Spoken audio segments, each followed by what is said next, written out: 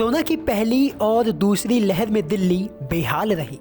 दूसरी लहर के बाद हालात थोड़े संभले, लेकिन एक बार फिर राजधानी दिल्ली में ओमिक्रॉन दहशत फैलाने लगा है। अब तक दिल्ली में ओमिक्रॉन के कुल 34 मामले सामने आ चुके हैं। ऐसे में तीसरी लहर की आशंका जोरों पर है। बीते 2 साल में कोरोना की मार का सबसे ज्यादा असर गरीब मजदूरों पर पड़ा है, जिसे देखते हुए दिल्ली सरकार ने मुफ्त राशन योजना को अगले 6 महीने के लिए बढ़ाने की मंजूरी दे दी है। आज एक और अहम निर्णय लिया। अभी तक जब से कोरोना काल शुरू हुआ है, हम दिल्ली के अंदर लोगों को फ्री में राशन दे रहे हैं।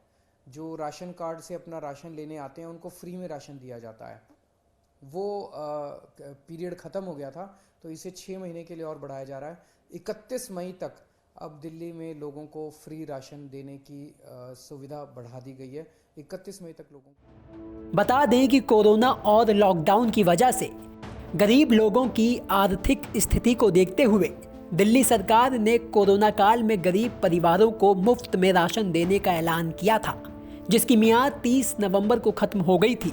लेकिन दिल्ली में कोरोना के बढ़ते मामलों को देखते हुए एक बार फिर इस योजना को अगले 6 महीने के लिए बढ़ा दिया गया है।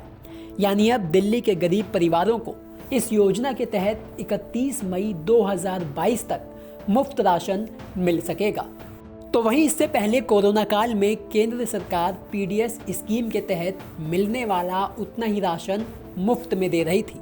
लेकिन केंद्र सरकार के मुफ्त राशन की योजना 30 नवंबर को खत्म होने के बाद केंद्र सरकार ने इस योजना को बंद करने का ऐलान कर दिया था, जिसके बाद अरविंद केजरीवाल ने पीएम मोदी को चिट्ठी लिख कोरोना काल में लोगों की आर्थिक स्थिति का हवाला देते हुए इस योजना को आगे बढ़ाने की मांग की थी। लेकिन केंद्र की तरफ से कोई जवाब न मिलता देख दिल्ली सरकार ने अपनी तरफ से इस योजना को फ्री करते हुए गरीब परिवारों को बड़ी राहत दी है।